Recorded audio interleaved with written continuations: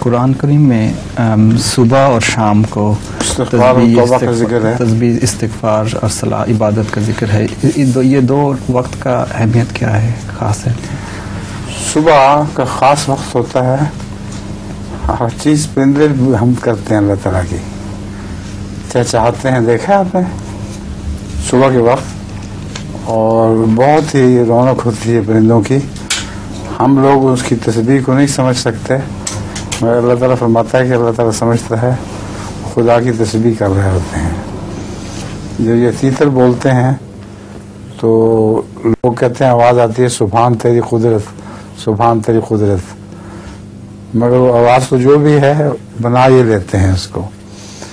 اسی طرح شام کا وقت بھی پرندوں کے چہچہانے کا وقت ہے، اور اس لیے اللہ تعالیٰ نے فرمایا صبح اور شام کو اس کی تسبیح کیا کرو.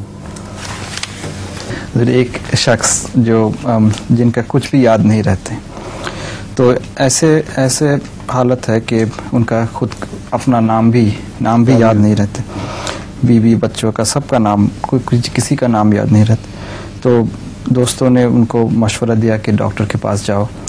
تو ڈاکٹر کے پاس گیا تو ایسے ڈاکٹر جن کا جو خود بھی ایسے ہی ہے کہ خود بھول جاتے، تو جا کے ڈاکٹر کے کہا کہ ڈاکٹر صاحب میرا تو حال ایسے ہے کہ میں بیوی کا نام بھی یاد نہیں رہتا، بچے کا نام بھی، کبھی کبھی اپنا نام بھی بھول جاتا ہوں.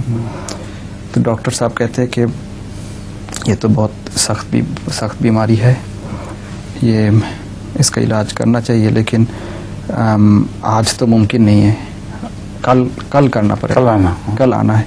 تو مریض کہتے ہیں کہ کیوں ڈاکٹر صاحب، میں آج کیوں نہیں، کل کیوں؟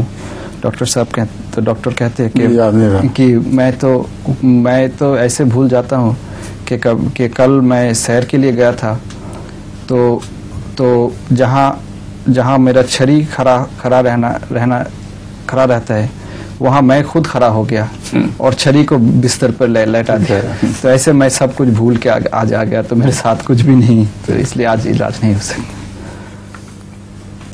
آگے چلیں.